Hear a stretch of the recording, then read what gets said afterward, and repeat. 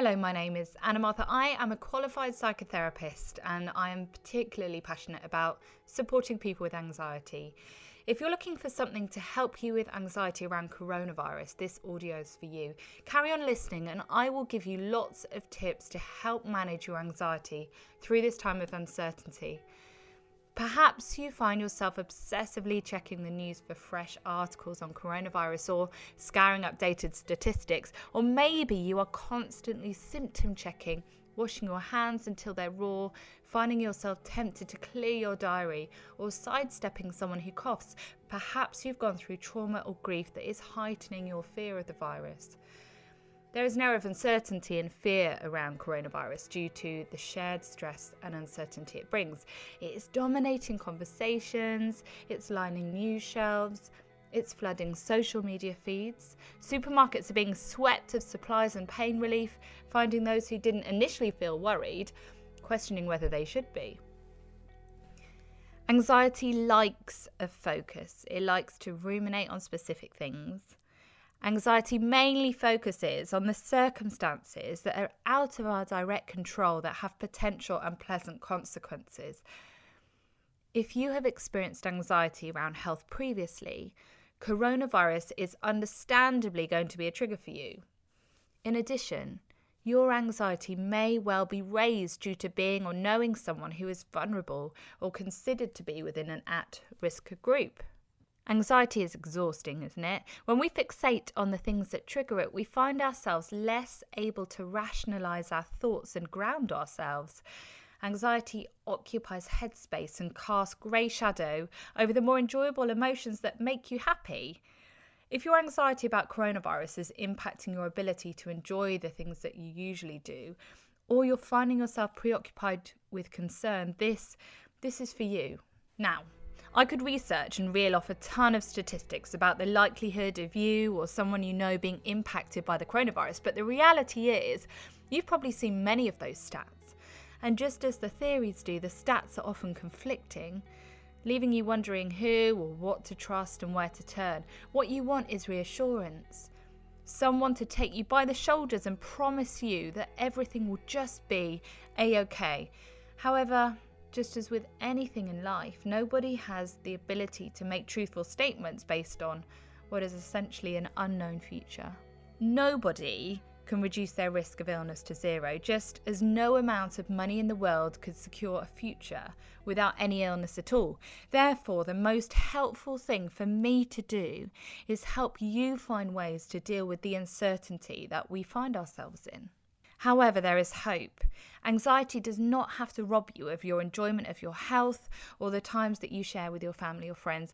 It doesn't have to have you awake at night pondering the possibilities and ruminating repeatedly over contingency plans. Now, I'm going to give you some tips on how to help keep your anxiety at bay. So the first one is be kind to yourself. Firstly, have compassion for yourself. When we feel fearful, we need compassion and guidance. Ridicule or criticism coming from others or yourself, it isn't helpful. Whether those around you understand how you feel or not, try and cultivate some compassion towards yourself because it is not your fault that you feel heightened anxiety right now. It might be that you or someone close to you are immunosuppressed, at high risk. Maybe you know and love someone whose health is already challenged and you feel terrified that this might impact them. You may have a history of trauma or anxiety or a fear of losing someone close to you that has suddenly rushed to the forefront. Whatever your experience, whatever is causing your anxiety, shaming and berating ourselves that keeps us stuck, not everyone will relate to your experience, although many will.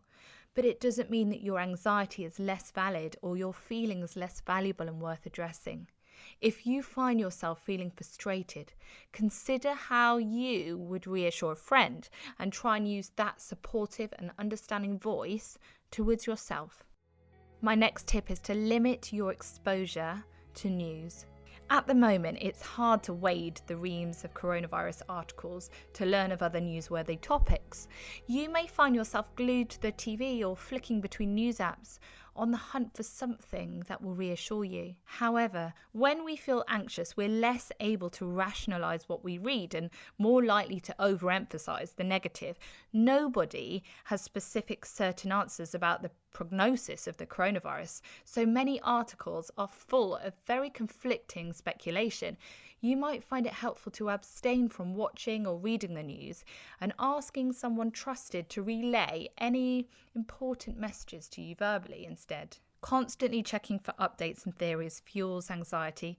As you find yourself opening a search window, pause and ask yourself, what are you going to gain? Knowledge isn't power when we are overwhelming ourselves with it. Searching for too much information or searching in the wrong places can be disempowering, can be confusing, conflicting, and frightening.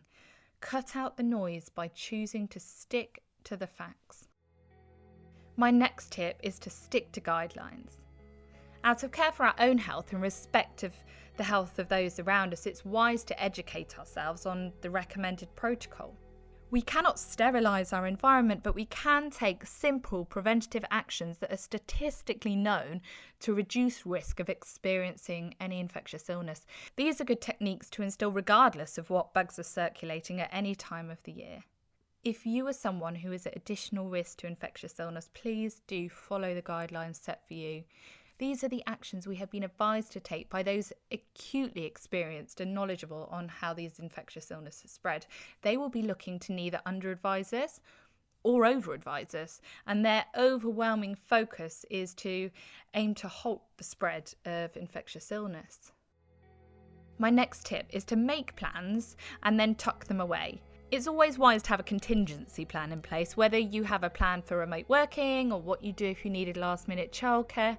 It's helpful to consider these things regardless of what illnesses are around. Life is certainly known to throw the odd curveball every now and again, so having considered things like this will help reduce stress should you ever need to put these things into action. The important thing is that once you've considered your plan, tuck it away in the back of your mind or on a piece of paper in a drawer. Look at your plan like the war bunker.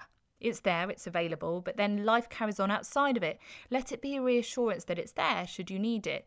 Revisiting it, adding to it, playing it out in your mind like a film, extending it with what ifs and overthinking, that will add to your anxiety. It's always good to keep medication up to date and your medicine cabinet well stocked, just as it's good to keep fuel in the car and change in your wallet.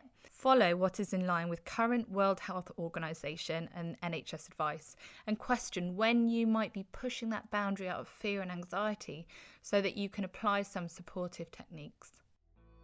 Next tip is limit discussion. When discussing coronavirus with friends or family, some people's opinion and approach will fuel your anxiety and some will calm it. Limit how much you talk about it, and when you do, choose to speak to those who are supportive and ground you. If you feel your anxiety levels increasing when discussing the virus, make an excuse to end or step away from that conversation. Discussing it with those who are also experiencing anxiety will probably reinforce your fears and increase your own feelings of anxiety. My next tip is maintain a healthy routine.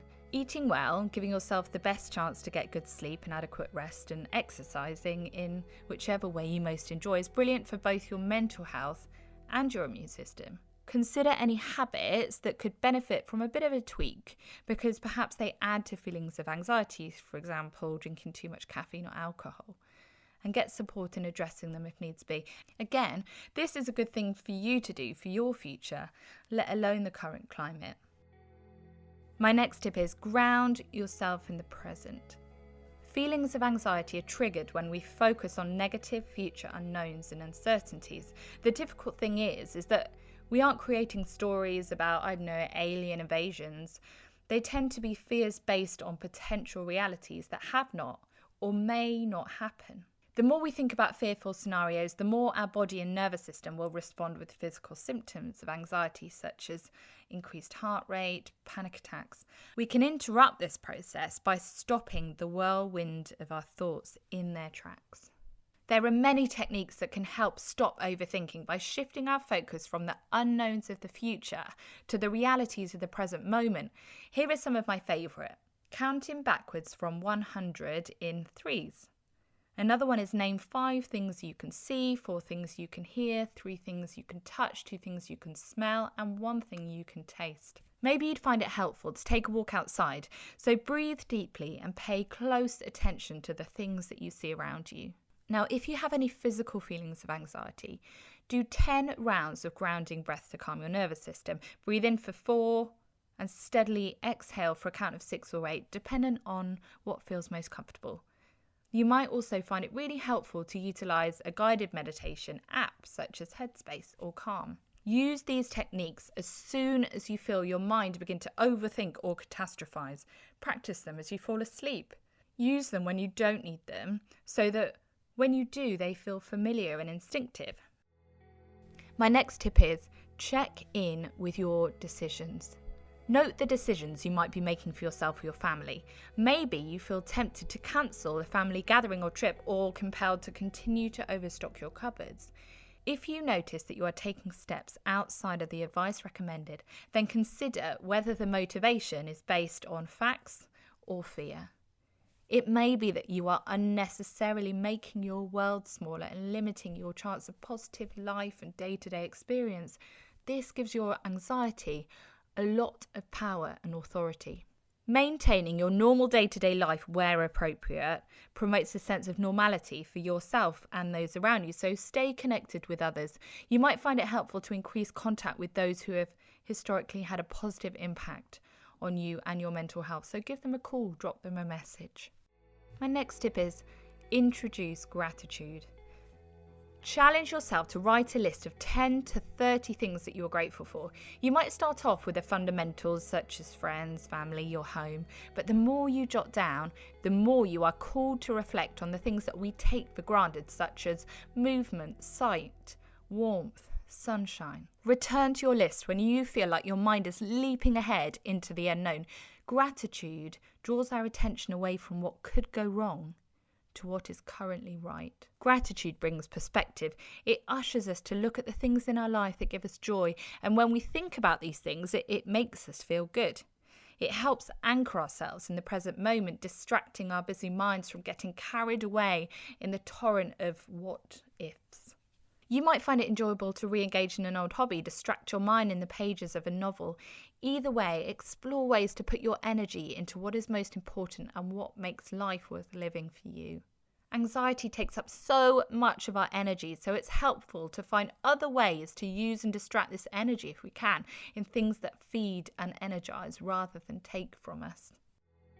My next tip is be mindful of assumptions. Be mindful of your assumptions. Assumptions that are not based on fact or rationality feed anxiety. It might be that you find yourself feeling that everyone who has a cough or a fever has coronavirus. Of course, exercise caution is advised. However, if your assumptions are negatively or unnecessarily impacting your decisions and feelings, then deal with them as anxiety-fueled thoughts. My next tip is find a mantra. I find it quite anchoring and comforting. My current favourite mantra is, everything is okay now, and now is the only thing that is real. But here are some other ideas. I let go of fear. I return to now. I am here. Feelings aren't facts. My final tip is consider whether you might need anxiety support. If you're experiencing overwhelming levels of anxiety or you notice a strong link with trauma, please seek additional support. If this isn't the first time you've experienced anxiety like this, it is worth addressing. Here are some resources that you might find helpful. I have written a course called the Reframing Anxiety course. It can be found at annamathur.com. It is a 3-week guided course that you can do at home. It takes no more than 5 to 10 minutes a day. It addresses all types and levels of anxiety, including health anxiety.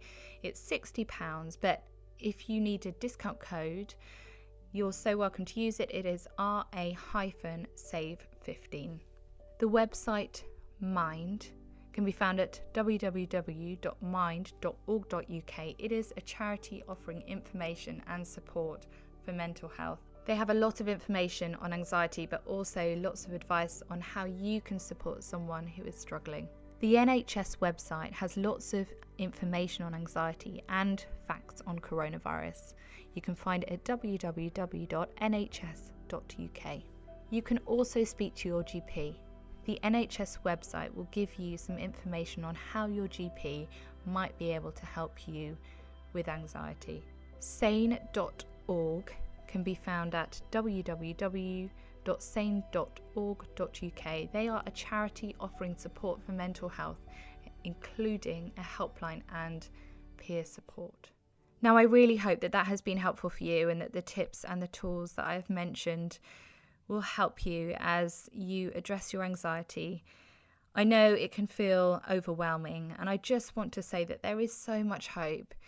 It is likely that you may have experienced anxiety in other areas of your life before, and this is just really bringing it to a head because so many people are finding the coronavirus quite a trigger. I really hope that this has been helpful for you, and that some of the tips and the tools will support you as you address your anxiety.